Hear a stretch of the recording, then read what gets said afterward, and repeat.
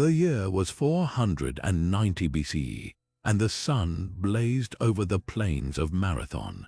The air was thick with tension as a vastly outnumbered Athenian force prepared to face the colossal Persian army. What followed was not just a battle, but a turning point that would echo through the ages. Against all odds, the Greeks emerged victorious, a triumph that not only saved Athens from subjugation, but also laid the foundation for Western civilization as we know it. Yet, for all its significance, the Battle of Marathon often fades into the shadows of more famous conflicts. This is just one example of the countless forgotten battles that shaped the destiny of ancient empires.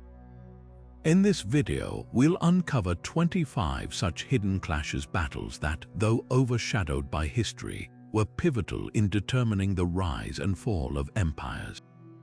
From the deserts of Mesopotamia to the hills of ancient China, these forgotten conflicts decided the fates of nations, altered the course of cultures, and left legacies that still influence our world today. So why don't we remember them? Join us as we journey into the past to explore the stories, strategies, and stakes of these overlooked battles, and discover how the quiet moments of history often hold the loudest echoes. Stay with us to uncover the unexpected and untold tales that shaped the ancient world, and perhaps even our modern one. Now, let's journey to the heart of Mesopotamia, where another forgotten battle quietly shaped the fate of empires. Our first stop takes us to the Battle of Qarqar in the year 853 BCE. This clash unfolded near the Orontes River in modern-day Syria, pitting the Assyrian Empire, one of the most dominant powers of the ancient Near East, against a coalition of smaller kingdoms led by the Arameans. King Shalmaneser III of Assyria sought to expand his empire's reach, but he faced unexpected resistance from an alliance of 12 kings, including Hadadezer of Damascus and Ahab of Israel. The battle itself was a brutal struggle, with both sides employing chariots, infantry, and innovative tactics. Though the Assyrians claimed victory in their records, the outcome was far from decisive. The coalition's resistance stalled Assyrian expansion for years, buying time for smaller states to consolidate their own power. The immediate aftermath saw a temporary halt to Assyria's westward advance, but the battle's significance lay in its broader implications.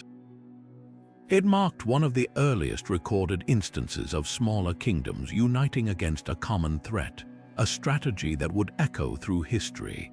The Battle of Qarqar, though often overshadowed by later Assyrian conquests, was a pivotal moment in the empire's trajectory and a testament to the power of unity in the face of overwhelming odds.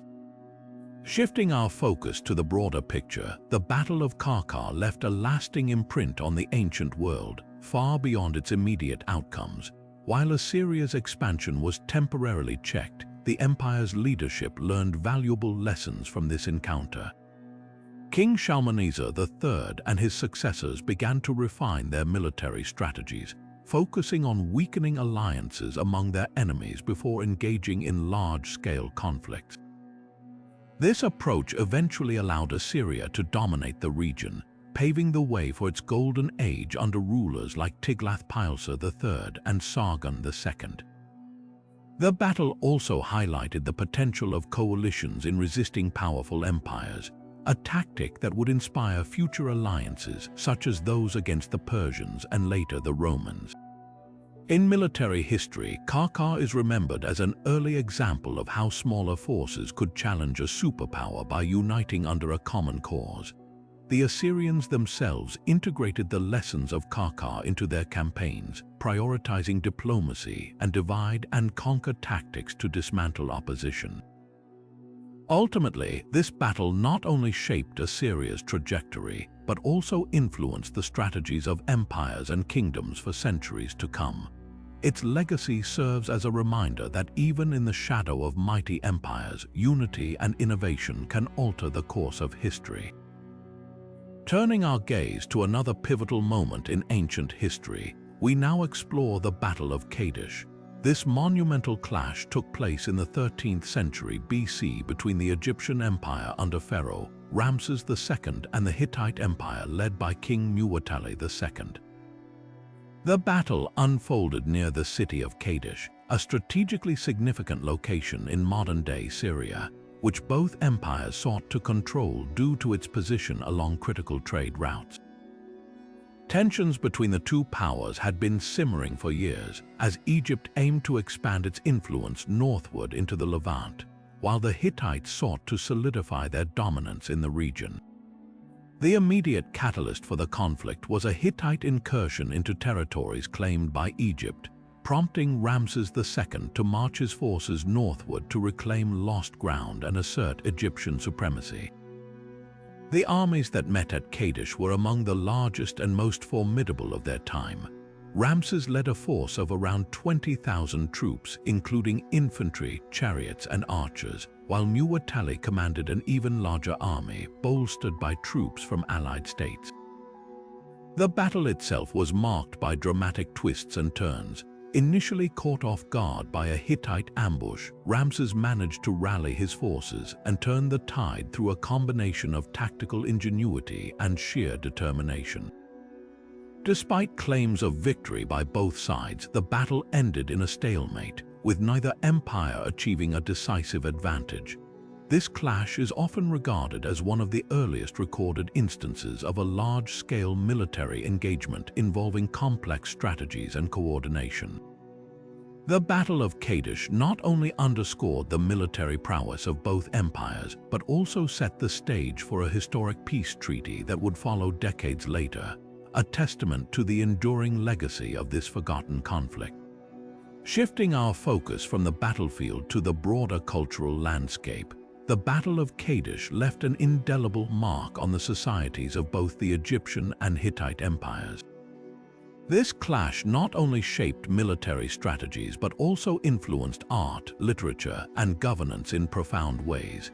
In Egypt, Ramses II immortalized the battle through grandiose inscriptions and temple reliefs, portraying himself as a divine hero who single-handedly turned the tide of the conflict.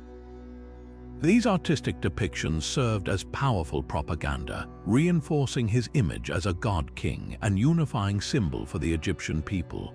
The battle also inspired a rich literary tradition, with detailed accounts of the engagement preserved in hieroglyphic texts and poetry, offering future generations a glimpse into the valor and drama of ancient warfare. On the Hittite side, the battle's legacy was reflected in their diplomatic and administrative practices. The eventual peace treaty between Egypt and the Hittites, known as the Treaty of Kadesh, is one of the earliest surviving examples of international diplomacy. This agreement not only ended hostilities but also established a framework for cooperation and mutual respect, influencing the governance of both empires. Beyond politics, the battle's aftermath spurred cultural exchanges as the two civilizations shared knowledge, technologies, and artistic styles, enriching their respective societies. The enduring legacy of Kadesh reminds us that even in the chaos of war, humanity finds ways to create, innovate, and build bridges between cultures. Now, let's journey to the arid plains of ancient Mesopotamia, where the Battle of Gaugamela unfolded as a defining moment in the rise of Alexander the Great. Taking place in the year 331 BCE, this clash was the culmination of Alexander's ambitious campaign to conquer the Persian Empire. The stage was set near the modern-day region of Iraq, where the Macedonian forces faced off against the vast army of Darius III, the last king of the Achaemenid Empire. The political motivations behind this battle were deeply rooted in Alexander's vision of uniting the known world under his rule, while Darius sought to defend his empire's legacy and sovereignty. Alexander, known for his tactical brilliance and fearless leadership, brought with him a relatively small but highly disciplined army. Darius, on the other hand, commanded a massive force bolstered by soldiers from across his empire, including chariots, war elephants, and elite Persian cavalry. The disparity in numbers only heightened the stakes as Alexander's audacious strategies aimed to compensate for his army's size. The battle was not merely a military confrontation but a clash of ideologies, with Alexander representing the spread of Hellenistic culture and Darius embodying the ancient traditions of Persia. This historic encounter would not only determine the fate of two empires but also reshape the geopolitical landscape of the ancient world. As we delve deeper, we'll uncover how Alexander's victory at Gaugamela became a turning point, setting the stage for his legendary conquests and the eventual fusion of Eastern and Western civilizations. Turning our attention to the aftermath, the geopolitical consequences of the Battle of Gaugamela were nothing short of transformative. Alexander's decisive victory not only shattered the Persian Empire but also redefined the balance of power across the ancient world. With Darius III's forces in disarray, Alexander swiftly moved to consolidate his control over Persia's vast territories from Egypt to the borders of India. This unprecedented expansion marked the decline of Persian dominance and the rise of the Macedonian Empire as the new hegemonic force. But the ripple effects extended far beyond Alexander's immediate conquests. Neighboring states and empires, witnessing the fall of one of history's greatest powers, were forced to recalibrate their strategies. Smaller kingdoms and city-states, once under Persian influence, now found themselves navigating a new political landscape, either aligning with Alexander or resisting his advance. Moreover, the battle's outcome facilitated the spread of Hellenistic culture as Alexander's policies of integration and cultural exchange began to take root. This blending of Greek and Eastern traditions would leave an enduring legacy, influencing art, architecture, and governance for centuries to come. The geopolitical shift sparked by Gaugamela also set the stage for future conflicts and alliances as emerging powers sought to fill the void left by Persia's collapse. In essence, this battle didn't just determine the fate of two empires, it reshaped the very fabric of the ancient world, creating a new order that would influence the course of history for generations.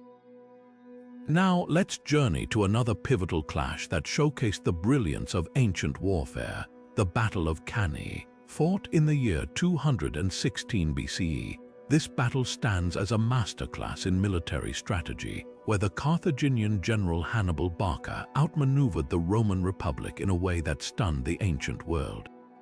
With his army vastly outnumbered, Hannibal employed a daring and innovative tactic known as the double envelopment.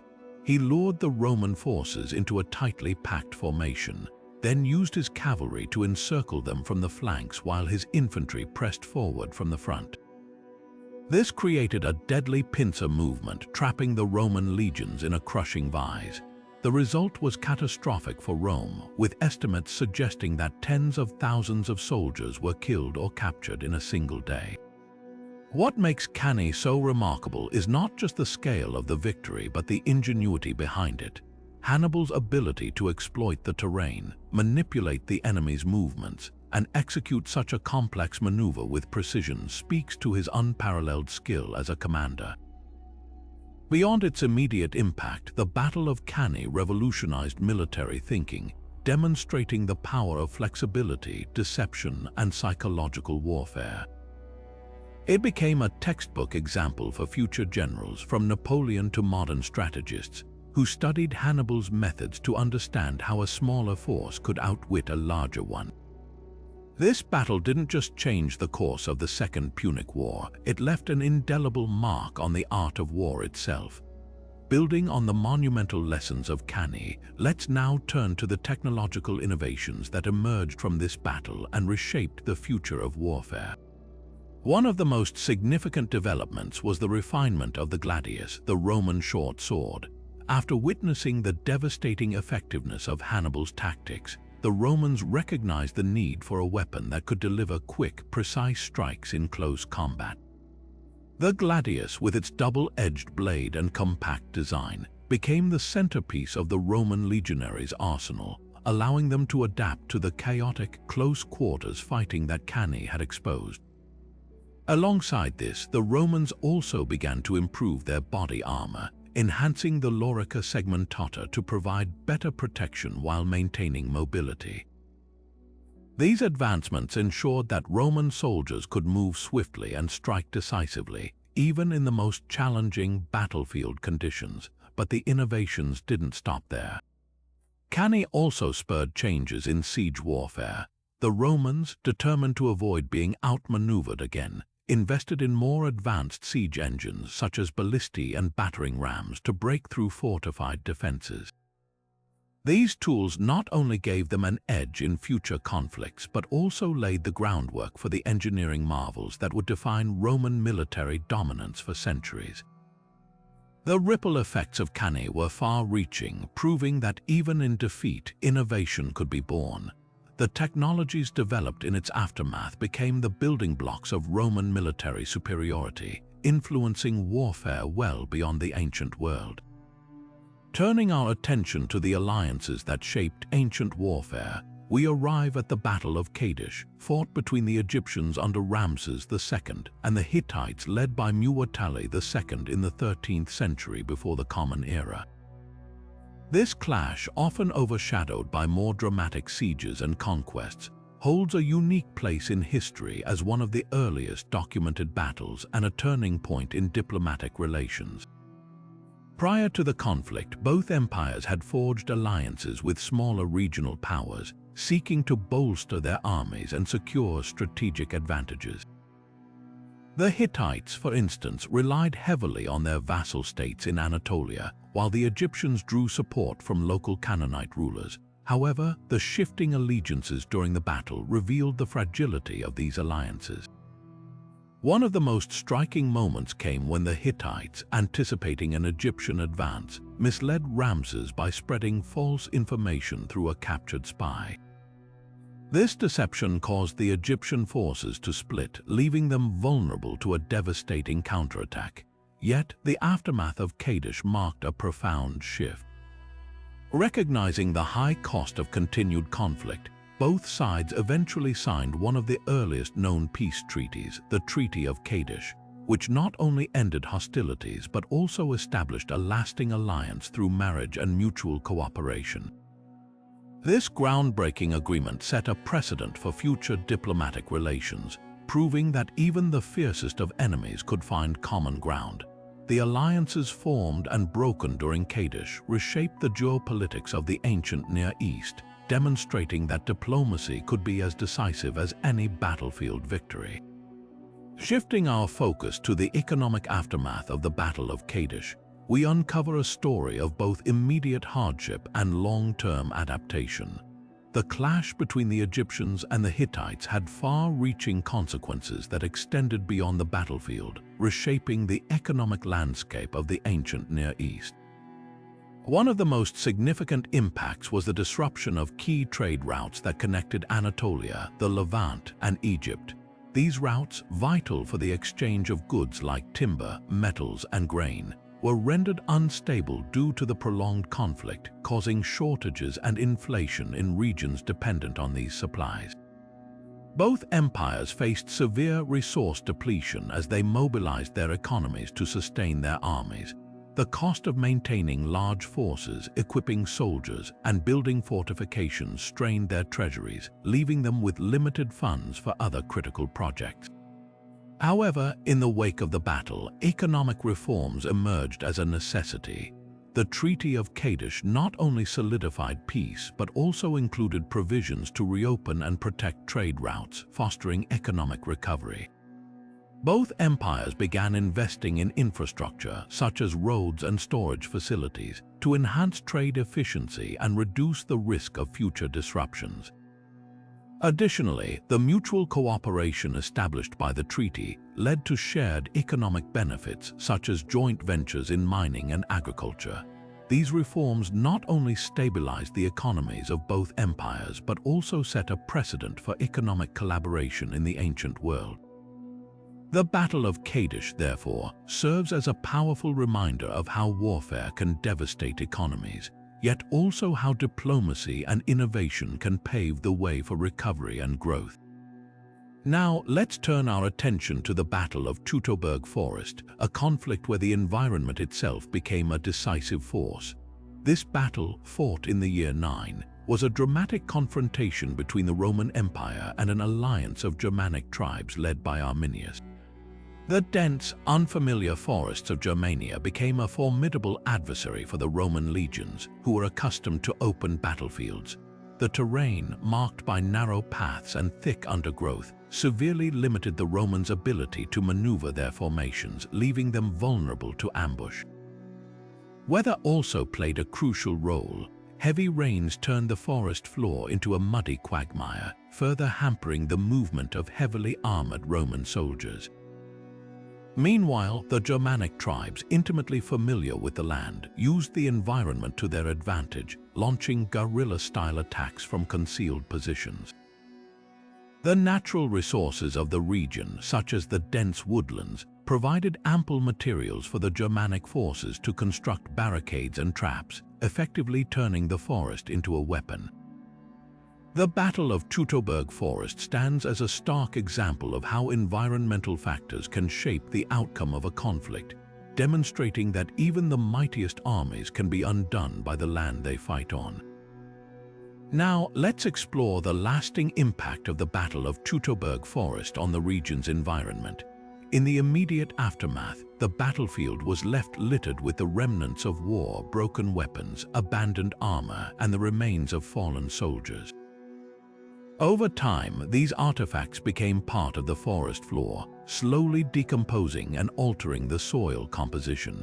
The destruction of vegetation during the conflict also disrupted the local ecosystem, affecting the habitats of various plant and animal species.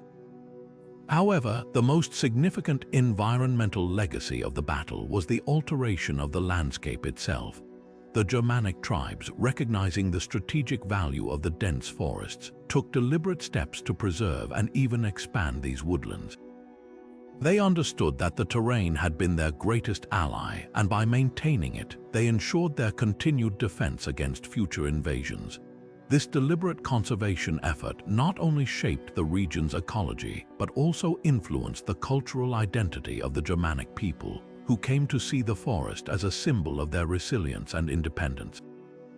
Centuries later, the Teutoburg Forest remains a testament to the enduring connection between warfare and the environment, reminding us that the land itself can be both a battlefield and a legacy. Turning our attention to a conflict steeped in spiritual and ideological divides, we now explore the Battle of Yarmouk. This pivotal clash took place in the year 636, near the Yarmouk River in what is now modern-day Syria. It was a decisive confrontation between the Byzantine Empire and the Rashidun Caliphate, and it marked a critical turning point in the spread of Islam across the region. The battle was not merely a military struggle, but also a profound ideological contest, as it pitted the Christian Byzantine forces against the rapidly expanding Muslim army. The Byzantine Empire, a bastion of Christianity, sought to halt the advance of the Caliphate, which was driven by the fervor of its newfound faith.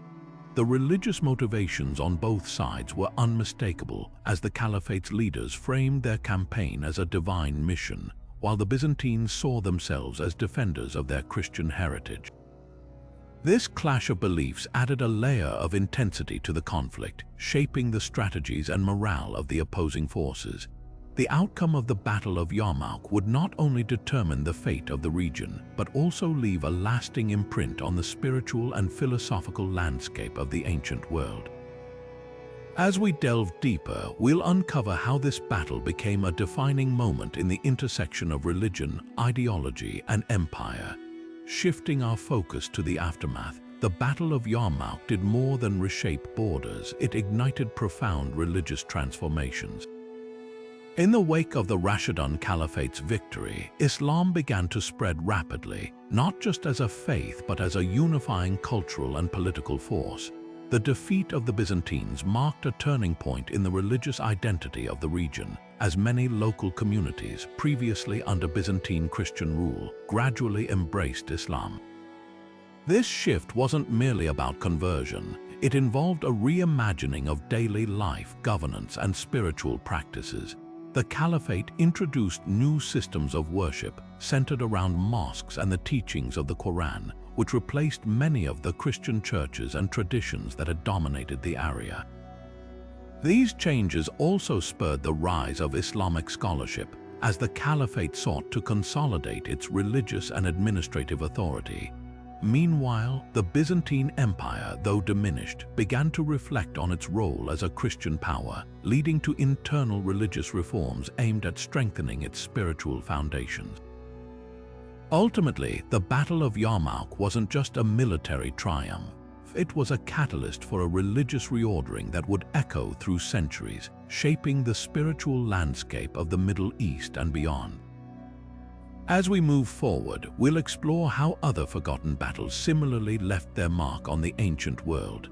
Turning our attention now to the eighth forgotten battle, we find ourselves in the heart of the Persian Empire, where leadership played a decisive role in shaping the outcome. This clash, known as the Battle of Qarqar, took place in the year 331 before the Common Era, and it pitted the forces of Alexander the Great against the mighty Persian army led by King Darius III. At its core, this battle was a testament to the power of strategic leadership and bold decision-making. Alexander, known for his unparalleled military genius, orchestrated a daring plan that exploited the weaknesses in Darius's much larger force. Rather than engaging in a straightforward confrontation, Alexander employed a tactic known as the oblique order, concentrating his troops on one flank to break through the Persian lines. This move caught Darius off guard, forcing him into a hasty retreat that ultimately led to the collapse of the Persian resistance. Meanwhile, Darius's leadership faltered under pressure. His indecision and failure to adapt to Alexander's maneuvers sealed his fate. The aftermath of Qarqar marked the beginning of the end for the Persian Empire, as Alexander's leadership not only secured a decisive victory but also paved the way for his conquest of the region. This battle serves as a stark reminder of how leadership, both its strengths and its flaws, can determine the course of history, shaping empires and altering the trajectory of civilizations. As we reflect on the Battle of Qarqar, several leadership lessons emerge that remain relevant even today. Alexander the Great's success stemmed from his ability to adapt and innovate under pressure. He recognized the weaknesses in Darius's massive army and crafted a strategy that played to his own strengths while exploiting the enemy's vulnerabilities. His decisive actions and clear vision inspired his troops, fostering a sense of unity and purpose that was critical to their victory. On the other hand, Darius III's leadership offers a cautionary tale.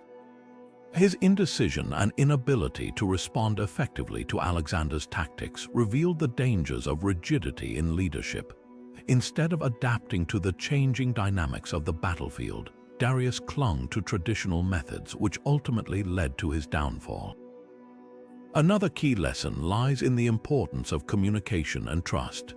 Alexander's ability to convey his strategy and rally his troops in the heat of battle highlights the value of transparency and connection with one's team.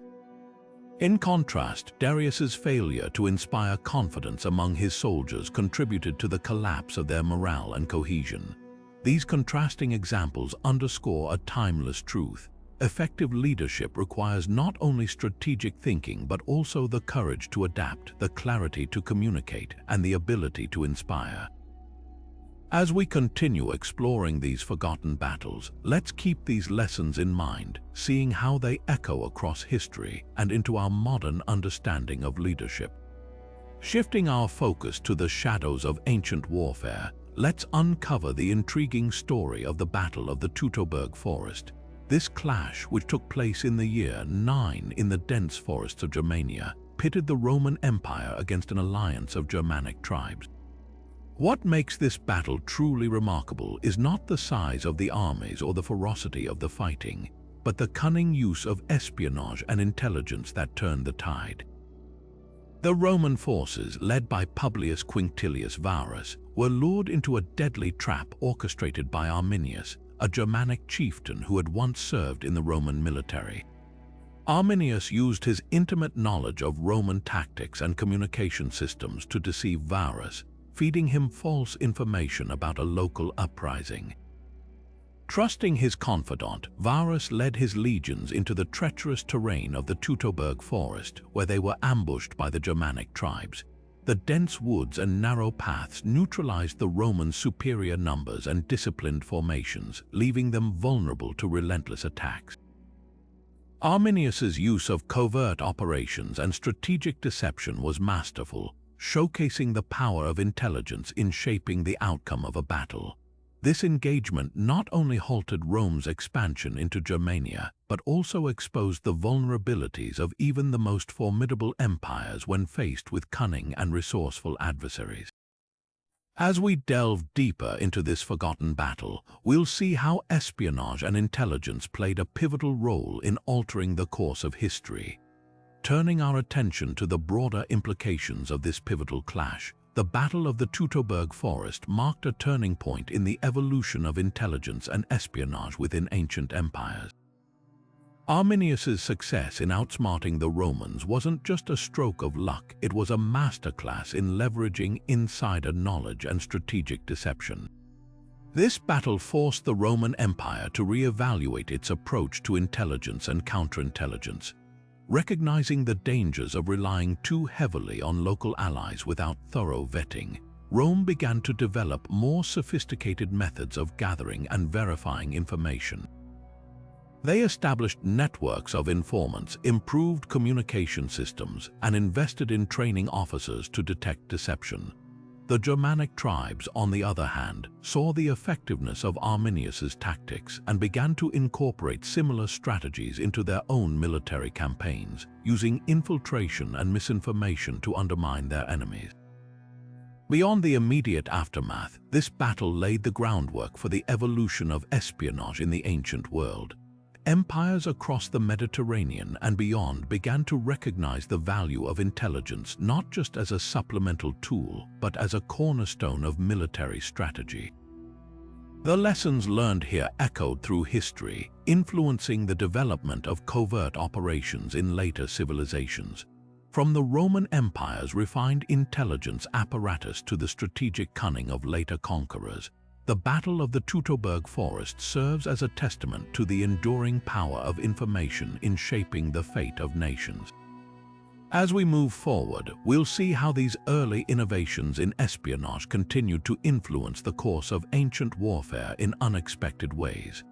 Shifting our focus to the high seas, let's explore the Battle of the Eurymedon, a naval clash that redefined ancient maritime warfare. This pivotal engagement took place in the early 5th century BCE between the Athenian-led Delian League and the formidable Persian Empire. At the heart of this conflict was control over the eastern Mediterranean, a region critical for trade and military dominance. The Athenians, led by the brilliant commander Cimon, faced a Persian fleet that outnumbered them significantly. What followed was a masterclass in naval strategy. Cimon's forces utilized innovative tactics, including the use of triremes, sleek, fast warships equipped with battering rams. These vessels allowed the Athenians to outmaneuver the bulkier Persian ships, ramming them with precision and turning the tide of the battle. The Athenians also employed a coordinated approach, combining their naval forces with infantry to secure decisive victories both at sea and on land. The outcome of the Battle of the Eurymedon was a resounding triumph for the Delian League, solidifying Athenian dominance over the Aegean and significantly weakening Persian influence in the region.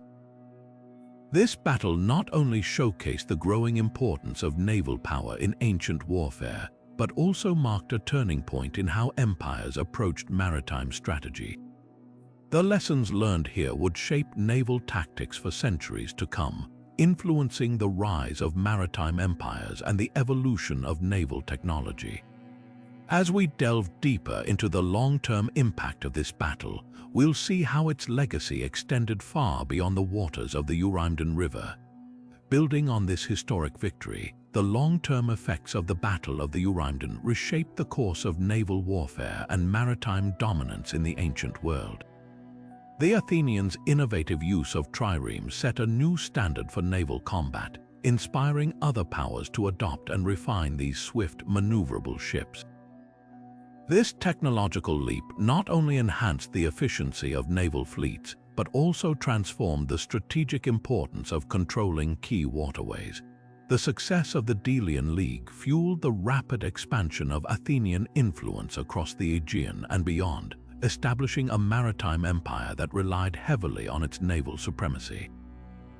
The battle also demonstrated the critical role of coordinated naval and land operations, a strategy that would become a hallmark of successful military campaigns in the centuries to follow. Over time, the lessons from the Eurymedon spread across the Mediterranean, influencing the naval policies of emerging powers like Carthage and Rome. The development of advanced shipbuilding techniques and the emphasis on naval training became essential components of any empire seeking to dominate the seas. As trade routes grew more interconnected, control over maritime territories became a decisive factor in the rise and fall of ancient empires. The legacy of the Battle of the Eurymedon is a testament to how a single engagement could alter the trajectory of history, shaping the evolution of naval technology and the ambitions of maritime powers for generations to come. With this understanding, we can now turn our attention to another pivotal conflict that further illustrates the intricate relationship between warfare and empire building in the ancient world. Shifting our focus from the seas to the realm of diplomacy, we arrive at the Battle of Qarqar, a conflict that not only reshaped the balance of power in the ancient Near East, but also showcased the intricate role of negotiation in warfare. Fought around 1274 BCE between the Egyptians under Ramses II and the Hittites led by Muwatalli II, this battle is often remembered as one of the largest chariot engagements in history. However, what truly sets it apart is the groundbreaking peace treaty that followed, one of the earliest recorded examples of diplomatic resolution in ancient times. In the years leading up to the battle, both empires sought to secure alliances and fortify their positions through strategic negotiations, though tensions over control of the region of Syria remained high. When the armies finally clashed near the city of Qarqar on the Orontes River, the outcome was fiercely contested, with both sides claiming victory. Yet, the true turning point came not on the battlefield but at the negotiating table. Recognizing the futility of prolonged conflict and the mutual benefits of cooperation, Ramses II and the Hittite king Hattusili III agreed to a treaty that ended decades of hostility. This agreement, often referred to as the Treaty of Qarqar, established clear boundaries, mutual defense obligations, and even provisions for the return of refugees. The treaty's lasting impact on international relations demonstrated how diplomacy could be as decisive as military might, setting a precedent for future empires to resolve disputes through negotiation rather than endless warfare. With this remarkable example of ancient statecraft in mind, we now turn to the aftermath and broader implications of this pivotal conflict. Turning to the diplomatic reforms that followed the Battle of Qarqar, it's clear that this conflict marked a turning point in how ancient empires approached peace. The Treaty of Qarqar, while significant in its own right, also set off a chain of diplomatic innovations that reshaped international relations in the ancient world. Both the Egyptians and the Hittites recognized that their mutual survival and prosperity depended on sustained cooperation rather than perpetual conflict. This realization led to a series of measures aimed at solidifying their alliance and ensuring long-term stability. One of the most notable reforms was the establishment of regular diplomatic exchanges between the two empires, with envoys traveling back and forth to address grievances, renew agreements, and foster goodwill. These exchanges laid the groundwork for what we might now consider early diplomatic protocols, emphasizing the importance of open communication and mutual respect. Additionally, the treaty introduced a system for resolving disputes through arbitration rather than warfare, a concept far ahead of its time. This approach not only reduced the likelihood of future conflicts, but also encouraged other neighboring states to adopt similar practices. Over time, the treaty's influence extended beyond Egypt and the Hittites, inspiring other empires to seek peaceful resolutions through negotiation and compromise. The ripple effects of these reforms can be seen in the diplomatic practices of later civilizations, such as the Assyrians and Persians, who also prioritized treaties and alliances over military conquest. By demonstrating that diplomacy could be a powerful tool for maintaining peace and stability, the Treaty of Kadesh left a legacy that transcended its immediate context, shaping the evolution of international relations for centuries to come. With this in mind, we now move to explore how these diplomatic shifts influenced the broader geopolitical landscape of the ancient world.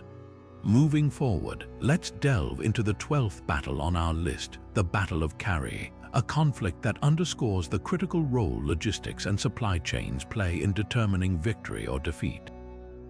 Fought in the year 53 BCE between the Roman Republic and the Parthian Empire, this battle serves as a stark reminder of how even the most formidable armies can falter without proper planning and resource management. The Roman forces, led by Marcus Licinius Crassus, were renowned for their discipline and military prowess.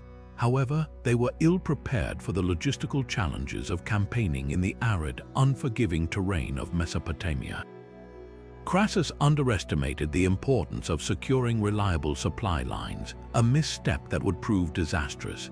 As the Roman legions advanced deeper into Parthian territory, they found themselves increasingly cut off from essential resources like food, water, and reinforcements. The Parthians, on the other hand, leveraged their intimate knowledge of the region to disrupt Roman supply routes effectively. They employed a strategy of hit-and-run attacks, targeting not just the Roman soldiers but also their supply caravans, leaving the legions stranded and vulnerable. The Parthian cavalry, with their superior mobility and access to fresh provisions, outmaneuvered the Romans at every turn. By the time the two armies clashed at Qarqar, the Roman forces were already weakened by hunger, thirst, and exhaustion. This battle highlights how logistics can make or break a campaign, even for the most powerful military machine of its time. The Roman defeat at Qarqar was not just a tactical failure but a logistical one, showcasing the importance of planning, adaptability, and resource management in warfare. With this in mind, we'll next explore the logistical innovations that emerged from this pivotal battle and their lasting impact on military strategy. The Battle of Qarqar not only marked a turning point in the Roman Republic's history, but also sparked significant logistical advancements that reshaped military strategies for centuries to come. In the aftermath of this devastating defeat, Roman commanders and strategists began to recognize the critical importance of supply chains and resource management in warfare. One of the most notable innovations that emerged was the development of more efficient supply routes and the establishment of permanent depots along military pathways. These depots ensured troops had access to food, water, and other essentials, even in hostile or remote regions. Additionally, the Romans began to place greater emphasis on reconnaissance and intelligence gathering to anticipate and counter enemy disruptions to their supply lines. This shift in focus led to the creation of specialized units tasked with securing and maintaining logistical networks, a concept that would become a cornerstone of military operations in later empires. The lessons of Qarqar also influenced the design and organization of future campaigns, with generals dedicating more resources to planning and preparing for the challenges of extended deployments. This evolution in logistical thinking not only strengthened the Roman military but also set a precedent for other ancient empires, demonstrating that victory on the battlefield often begins long before the first clash of weapons. As we move forward, this newfound understanding of logistics would play a pivotal role in shaping the strategies of armies across the ancient world.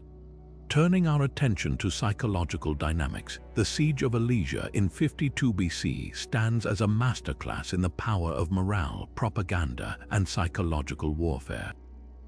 This pivotal clash, fought between Julius Caesar and the Gallic leader Vercingetorix, was not just a test of military might but also a battle of wits and wills. Caesar, facing a formidable coalition of Gallic tribes, understood that breaking the enemy's spirit was as crucial as defeating them on the battlefield. To achieve this, he employed a combination of strategic brilliance and psychological manipulation. Surrounding Alesia with a massive circumvallation, Caesar not only trapped Vercingetorix and his forces, but also sent a clear message to the Gauls about the inevitability of their defeat. This act of encirclement was designed to instill despair and doubt among the defenders, sapping their morale and resolve. Meanwhile, Caesar used propaganda to bolster the confidence of his own troops. By emphasizing the strength of Roman discipline and the inevitability of victory, he ensured his soldiers remained steadfast despite the challenges of the siege. On the other side, Vercingetorix attempted to rally his people by portraying the conflict as a fight for freedom and independence. However, Caesar's ability to control the narrative and exploit psychological vulnerabilities proved decisive. When the Gallic relief force arrived, it only added to the chaos, as Caesar's well-prepared defenses and the psychological pressure on both sides led to a complete collapse of the Gallic resistance. The Siege of Alesia underscores how morale and psychological warfare can tilt the scales in even the most desperate of conflicts, showcasing Caesar's mastery of both the physical and mental aspects of warfare. Moving deeper into the psychological aftermath of the Siege of Alesia, the battle left an indelible mark on everyone involved, shaping minds and memories for generations.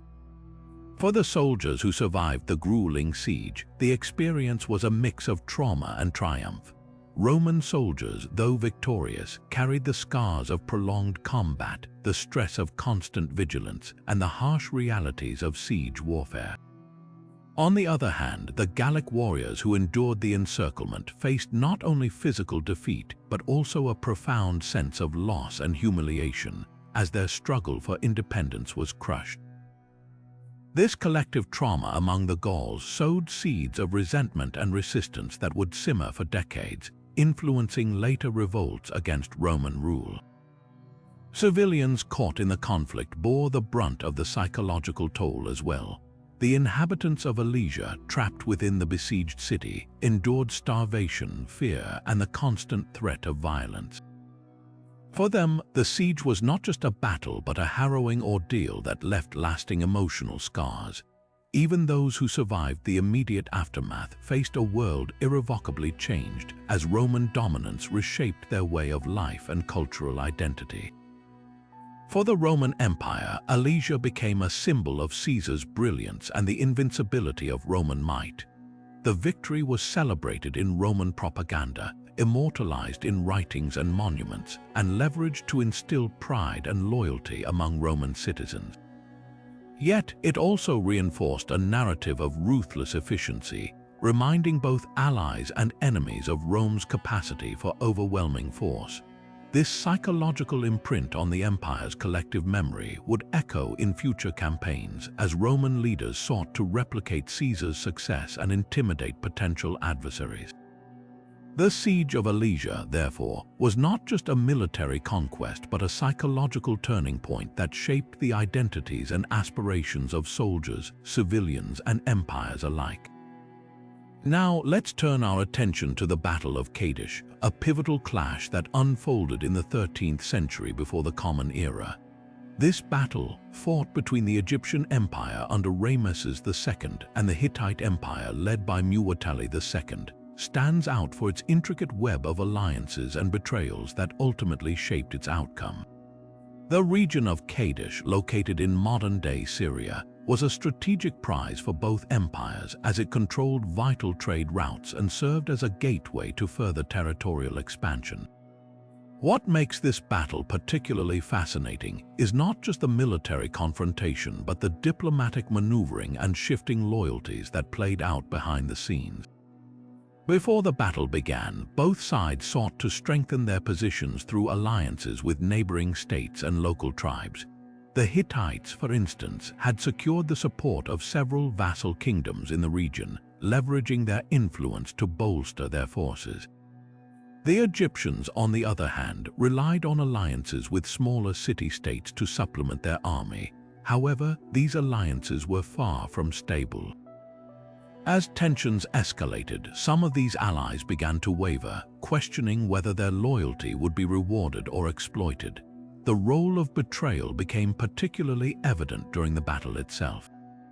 Initially, the Hittites managed to mislead the Egyptians by spreading false information through captured spies, convincing Ramesses II that his enemies were far from prepared. This deception lured the Egyptian forces into a vulnerable position. When the Hittites launched their attack, the Egyptians were caught off guard, and their allies, uncertain of the situation, hesitated to intervene. This moment of hesitation nearly cost the Egyptians the battle, as the Hittites pressed their advantage with ruthless efficiency. Yet, it was another betrayal that ultimately turned the tide. One of the Hittite vassal kingdoms, sensing an opportunity to shift allegiances, abandoned Muwatalli II and joined the Egyptian side. This unexpected defection provided the Egyptians with the reinforcements they desperately needed, allowing them to regroup and counterattack.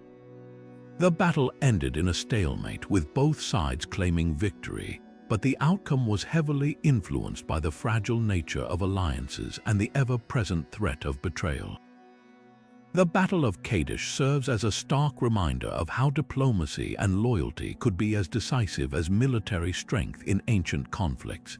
It also highlights the precarious balance of power in the ancient world, where alliances were often temporary and betrayal was an ever-present risk. This complex interplay of trust and treachery would continue to shape the strategies of empires long after the dust of Qarqar had settled. Shifting our focus from the battlefield to the broader political landscape, the Battle of Qarqar had profound effects on the dynamics of alliances in the ancient world. This clash between the Egyptians and the Hittites set a precedent for how empires approached diplomacy and loyalty in the centuries that followed. The betrayals and shifting allegiances witnessed during the battle became a cautionary tale, prompting leaders to rethink their strategies when forging alliances. One major outcome was the increased emphasis on formal treaties and written agreements. In the aftermath of Qarqar, both the Egyptian and Hittite empires sought to stabilize their relationships with neighboring states through more binding arrangements. The most notable example is the Treaty of Qarqar, often regarded as one of the earliest recorded peace treaties in history. This agreement not only ended hostilities between the two empires, but also established a framework for mutual support and non-aggression. It marked a shift from relying on informal alliances, which could easily crumble, to more structured and enforceable diplomatic ties. The battle also highlighted the importance of trust and reliability in alliances. Empires began to place greater value on partners who demonstrated consistent loyalty, often rewarding them with favorable trade terms or military aid. Conversely, those who betrayed their allies faced severe consequences, including isolation or military retaliation. This emphasis on trustworthiness reshaped the way alliances were formed, with leaders becoming more selective in choosing their partners. Furthermore, the Battle of Qarqar underscored the risks of over-reliance on vassal states and smaller kingdoms. Both the Egyptians and the Hittites experienced first, and how easily these alliances could unravel under pressure. As a result, empires began to focus on strengthening their core territories and military capabilities, reducing their dependence on external allies. This shift had long-term implications for the balance of power in the ancient world, as it encouraged empires to pursue self-sufficiency rather than relying on fragile coalitions. In essence, the Battle of Qarqar served as a turning point in how alliances were managed and maintained. It revealed the vulnerabilities of informal agreements and set the stage for a more systematic approach to diplomacy. The lessons learned from this battle would continue to influence the strategies of ancient empires, shaping the alliances that defined their rise and fall. As we reflect on these 14 forgotten battles, it's clear that each one played a pivotal role in shaping the ancient world. From the strategic alliances forged after the Battle of Qarqar to the technological advancements spurred by lesser-known clashes, these conflicts were more than just moments of violence. They were turning points that defined empires. Together, they reveal a complex tapestry of ambition, innovation, and resilience. These battles remind us that history is not just a series of isolated events, but a web of interconnected decisions and consequences. So, what can we learn from these ancient struggles today? How might the lessons of loyalty, strategy, and adaptability guide us in facing modern challenges? Let us know your thoughts in the comments below. If you've enjoyed this journey through history, don't forget to like this video, subscribe, and hit the notification bell to stay updated on more fascinating historical insights. Until next time, keep exploring the stories that shaped our world.